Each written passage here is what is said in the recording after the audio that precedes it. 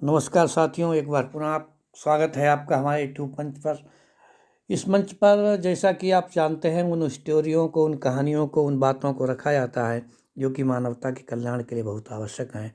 आज हम एक ऐसे महत्वपूर्ण विषय की बात करेंगे जो सदियों से मानव के मस्तिष्क में गूंज रहा है और गूंजता रहेगा। क्योंकि हमारे भारत देश के साहित्य की अगर बात की जाए तो यहाँ दो प्रकार का साहित्य है। एक वो साहित्य है जो ऐतिहासिक है, जिसमें इतिहास के तथ्य हैं। दूसरा वो साहित्य है जो स्मृतियाँ मानी जाती हैं, जो स्मृति के आधार पर लिखा गया है। लेकिन अगर उनमें एक विशेषता, एक कॉमन चीज़ है, वो है केवल ईश्वर। ईश्वर के नाम पर जितनी लंबी बहस हुई है, वो उतनी बहस किसी भी मुद्दे पर नहीं हुई है। उसी बहस को लेकर के आज गौतम बुद्ध के क्या विचार थे, इस पर आपका ध्यान आकर्षित करना चाहूँगा। आपको बताना चाहूँगा कि इस महत्वपूर्ण मुद्दे पर ये बुद्ध का क्या विचार था। भगवान बुद्ध, गौतम बुद्ध, क्या इनका विचार था, ये क्या रखना चाहते थे, इन्होंने मानवता के लिए क्या क्या किया है। तो कहानी शुरू होती इसी बात से कि गौतम बुद्ध को अगर एक लाइन में हम समझना चाहें, अगर इनकी बात को हम आपके सामने रखना चाहें, तो सबसे महत्वपूर्ण बात यही थी कि जब भी इनसे ये प्रश्न किया गया, जैसा कि उल्लेख मिलता है बौद्ध साहित्य में और हमारे भारतीय इतिहास में भी, कि इस मुद्दे पर उन्होंने कुछ भी नहीं कहा है। केवल दो ही प्रश्न ऐसे हैं जहाँ पर बुद्ध भी अपनी स्पष्ट राय देने से बचे हैं, आत्मा के सवाल पर और भगवान के सवाल पर। और मेरी समझ से आत्मा और भगवान, जो आत्मा को मानता है भगवान को मानेगा, जो भगवान को मानता है वो आत्मा को मानेगा। इस विषय पर उन्होंने अपनी स्पष्ट राय नहीं रखी। लेकिन स्पष्ट राय ना रखने के बावजूद भी उनके विचार हैं वो इतने प्रशंसनीय हैं कि आज भी सभी के काम आते हैं और सभी लोग उसका जानना चाहते हैं, सुनना चाहते हैं कि आखिर गौतम बुद्ध ने इस बात को क्या कहा, इस बारे में क्या कहा, इस बात को कैसे पेश किया, इस और क्या संदेश देना चाहते थे। तो कहानी यहीं से आगे बढ़ती है कि गौतम बुद्ध ने ईश्वर के बारे में इतना कम क्यों कहा या स्पष्ट राय क्यों नहीं दी। तो जैसा कि आपको अवगत है कि संसार में जितने भी धर्म हैं वो सारे कर्म कांडों पर आधारित हैं, लेकिन जो गौतम बुद्ध का धर्म था, जिसके प्रवर्तक वो थे, जो धम्म उस समय कहा जाता था, तो उसमें एक विशेषता थी कि उन्होंने अन्य सारी चीज़ों को बहुत पीछे छोड़ दिया। सबसे पहले उन्होंने मानवता के कल्याण की बात की। उन्होंने एक जनसाधारण का धर्म बनाना चाहा। उन्होंने उस धर्म में जो जड़ता थी कि कुछ लोगों के हाथ में रहे, कुछ लोग ये करें, कुछ लोग ये करें, इन्होंने इस चीज़ को हटाना चाहा। तो वो चाहते थे कि मानव पहले तो मानव बने, उसके बाद में वो फिर मानव बनने के बाद में वो सुपरमैन बने, या वो भगवान बने, या भगवान के बारे में जाने, या वो आत्मा के बारे में जाने। उनका विचार था कि पहले आपके पास भोजन होना चाहिए, पहले आपके पास विचार शक्ति होनी चाहिए, आपके पास आवास होना चाहिए, आपके पास वस्त्र होना चाहिए। फिर जो लंबा विषय है, जो कुछ ही लोगों को समझने का है, तो उसके बाद में बात की जाए। तो लोगों ने, जैसा कि उनके शिष्य थे आनंद और उपाली, तो उन्होंने देखा, वो आश्चर्यचकित थे दोनों व्यक्ति, कि बुद्ध एक ही प्रश्न के उत्तर हजार उत्तर क्यों देते हैं, अलग अलग उत्तर क्यों देते हैं। किसी से बुद्ध कहते थे कि ईश्वर है, किसी से कहते थे ईश्वर है ही नहीं, किसी से कहते थे ये ऐसा सवाल ही तुम्हारे मन में क्यों आया। तरह तरह की बातें होती थी उनकी। और दूसरी बात, मज़ेदार बात ये रही है कि अगर अन्य कोई प्रश्न आया तो उन्होंने उसका स्पष्ट उत्तर दिया, उसका बिल्कुल एक निष्पक्ष पक्ष रखा कि इसका ये होता है, इसका ये होता है। लेकिन ईश्वर के बारे में उन्होंने हमेशा उस व्यक्ति की मनोदशा को देख करके, अगर कोई पक्का कट्टर ईश्वर भक्त है तो उन्होंने उसे हिलाना चाहा, उससे कहा कि ईश्वर नहीं होता है।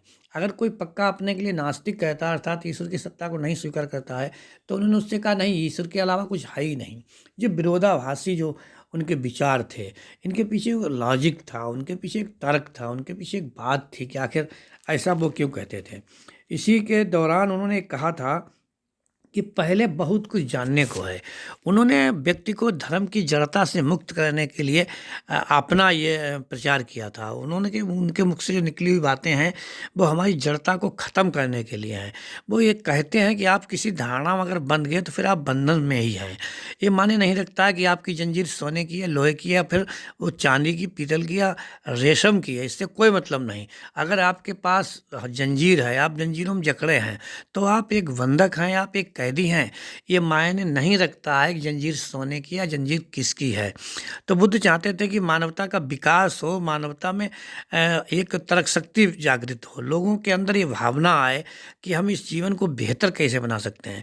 ईश्वर और आत्मा इन्होंने सबको बाद का विषय रखा है। इसके लिए इसीलिए वो कहते थे कि पहले आप मानवता का विकास कीजिए, अपने अंदर मनुष्य होने लायक तो आप बन जाइए। जब तक आप मनुष्य ही नहीं हैं तब फिर आप ईश्वर को जान करके, ईश्वर को समझ करके, ईश्वर के आप उपासना करके, ईश्वर की आराधना करके कर क्या लेंगे।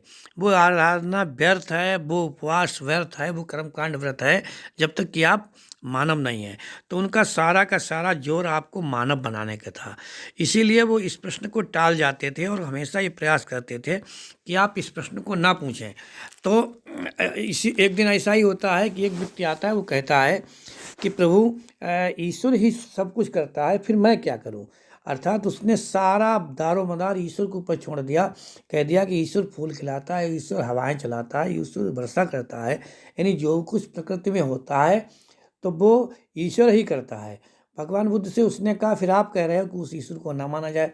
भगवान बुद्ध ने कहा ठीक है, अगर आप ये मानते हैं तो मैं भी आपकी बात का समर्थन करूंगा, लेकिन मेरे कुछ प्रश्नों को उत्तर आपको देने होंगे। इतना कहने के बाद उन्होंने अपना भिक्षा के पात्र जिसमें कुछ भोजन सामग्री पड़ी थी, उन्होंने कहा कीजिए आराधना, कीजिए कर्मकांड, अब ये भोजन है, ये आपके मुख तक अगर पहुंच गया तो मैं मान लूंगा कि ईश्वर ही सब कुछ करता है। अब जो तर्क करने वाला व्यक्ति था वो तो ये समझ के आया था कि मैं दुनिया का सबसे अच्छा तर्क दे रहा हूँ, मेरे आगे बुद्ध भी मौन हो जाएंगे या बहुत ज्ञानी ध्यानी संत महात्मा सारे मौन हो जाएंगे कि ईश्वर ही सब करता है। लेकिन बुद्ध ने इतनी सरल भाषा में बता दिया कि अगर ईश्वर ही सब कुछ करता है तो ये भोजन आपके मुख तक क्यों नहीं पहुंच जाता है। अर्थात वहाँ पर किसी तर्क में जीतना, किसी से शास्त्रार्थ करना बुद्ध का उद्देश्य नहीं था।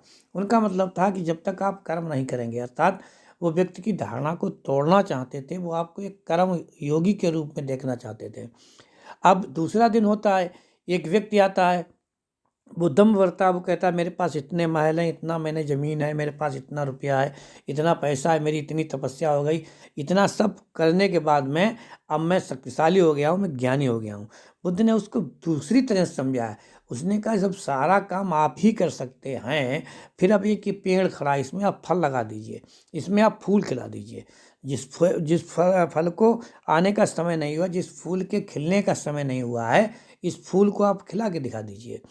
अब इतनी बातें सुन करके, अर्थात बुद्ध ने डायरेक्ट तो ये नहीं कहा कि ये सब ईश्वर करता है, लेकिन उन्होंने इशारा किया कि आप ये नहीं कर सकते हैं, मनुष्य सब कुछ नहीं कर सकता है, कुछ चीज़ें जो है प्रकृति के हिस्से की भी है, प्रकृति को अपने उसके संयोग है, उसकी क्रियाविधि उसको करने दीजिए। अब रात्रि में जब बुद्ध के पास में उनके शिष्य आनंद और उपाधि दोनों जो रहते थे, तो आनंद ने फिर प्रश्न किया कि हमें समझ में नहीं आ रहा है, मैं कई वर्षों से आपके साथ में हूँ कि ऐसा कैसे होता है, आप एक प्रश्न के दो उत्तर कैसे देते हैं। बुद्ध ने कहा देखिए फिर आप गलती कर रहे हैं, मैं एक प्रश्न के 1000 उत्तर दूंगा, लेकिन वो प्रश्न कर्ता के लिए उत्तर होता है, ना कि तुम्हारे लिए। तो आपने उन उत्तरों को सुना ही क्यों। आप अपने प्रश्न का उत्तर सुनिए, जो दूसरे मुझसे प्रश्न करते हैं उनके उत्तर केवल उन्हीं के लिए होते हैं। उन्होंने फिर ये समझाना चाहिए कि आप उस जड़ता से बाहर निकलिए, मेरा उत्तर किसके लिए क्या होता है उस पर छोड़ दीजिए।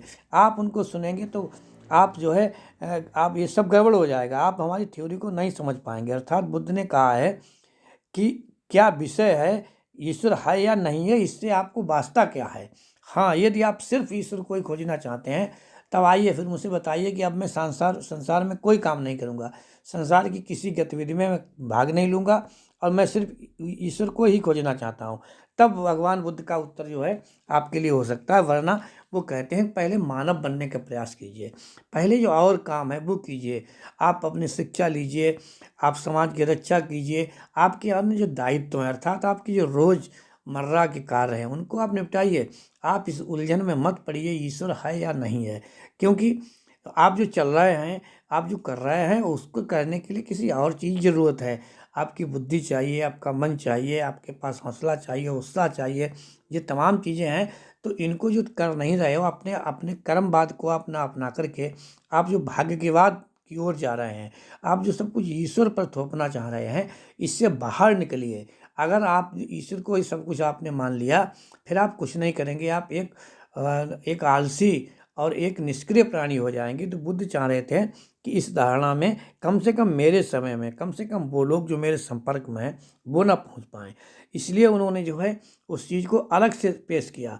उन्होंने सबको बताना चाहा कि ये विषय आपका नहीं है, आपका विषय वो है जो आप काम करते हैं।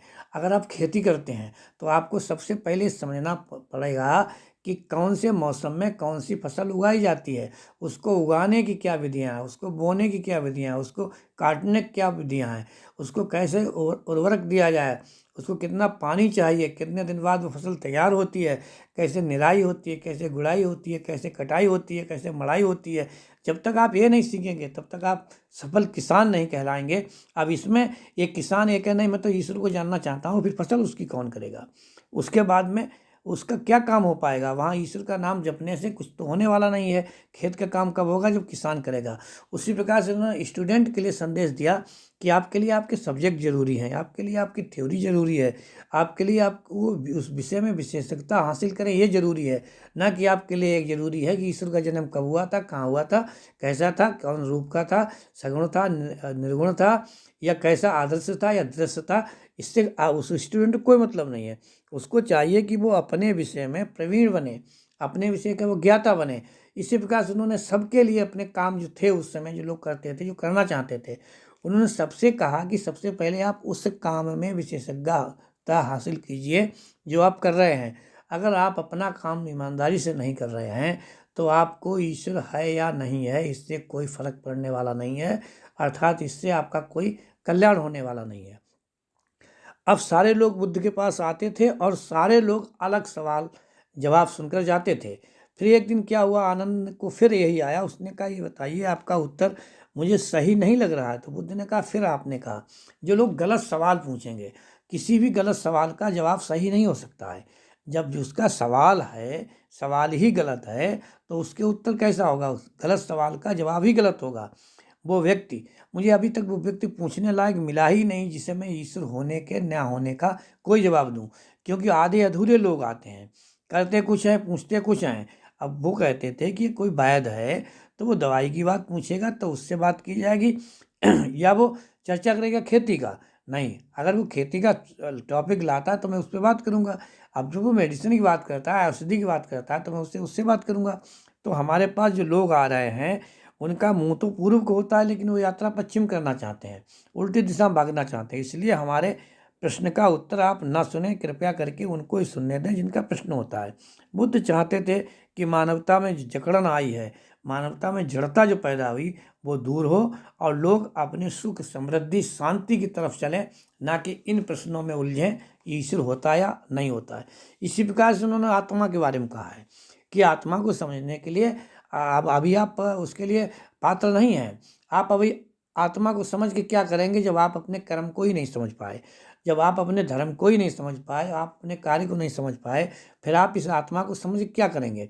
बुद्ध कहते थे कि पशु पक्षियों में, पेड़ों में और सभी में जीवन है। जब जीवन है तो जीवन होने पर आत्मा भी है। फिर जिस वृक्ष को आप काट रहे हैं तो उसकी आत्मा फिर क्या होता है? जिस पशु को आप काट करके खा रहे हैं फिर उसकी आत्मा क्या होगा? एक तरफ तो आप मानते हैं कि आत्मा का अस्तित्व है, दूसरी तरफ आप कुल्हाड़ी लेकर उसी पेड़ को काटते हैं जिसमें आत्मा रहती है आपके अनुसार, अर्थात उन लोगों के अनुसार जो भाग्य और आत्मा और भगवान तीनों विश्वास करते हैं। वो कहते थे आपके समझने का विषय नहीं है, आप एक पक्ष में चलिए।